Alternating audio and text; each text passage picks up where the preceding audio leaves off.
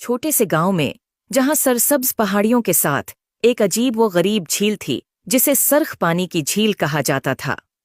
देहातियों के मुताबिक उसका सरख रंग किसी पुराने जादू या दीवों के खून की वजह से था, मगर बूढ़े किसानों के लिए ये महज एक झील थी जिसे वो बरसों से देख रहे थे।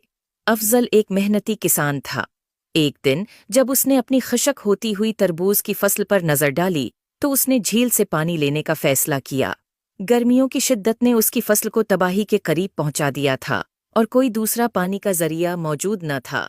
अफजल अपनी गोधा गाड़ी को लेकर झील की तरफ रवाना हो गया।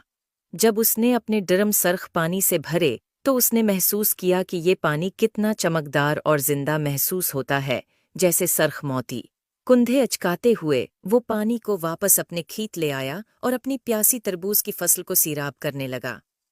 कुछ दिन गुजरे और देहाती अफजल की गैर मामूली हरकत पर सरगोशियां करने लगे। वो दूर से देखते रहे, किसी आफत की तवक्का करते हुए, लेकिन कुछ गैर मामूली हुआ। तरबूज, जो मरने के करीब थे, बढ़ने लगे। वो अफजल के देखे गए तरबूजों से कहीं ज्यादा बड़े और मीठे हो गए। जल्द ही ये खबर गांव भर में फैल गई। लोग दूर दूर से अफजल की फसल देखने आए। जल्द ही वो अफजल के तरबूज खरीदने के लिए आने लगे, जो अपनी अनोखी मिठास के लिए मशहूर हो गए थे। जीप की सादा जिंदगी बदल गई। वो एक मशहूर किसान बन गया, मगर वो अपनी आजिज़ी और मेहनत से बाज न आया। जबकि बाकी किसानों ने अफजल की फसल से जलना शुरू आकर दिया था।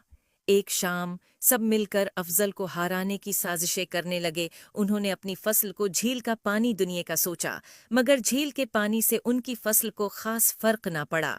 फिर किसानों ने तरबूज को इंजेक्शन लगाने का सोचा और वो अपने तरबूज को इंजेक्शन लगाने लगे, मगर इंजेक्शन से तरबूज खराब होने लगे और इस तरह किसानों की सारी फसल तबाह होगी। किसानों की दिलचस्पी बढ़ गई और वो झील के राज जानने के लिए अफजल के पास जाने लगे।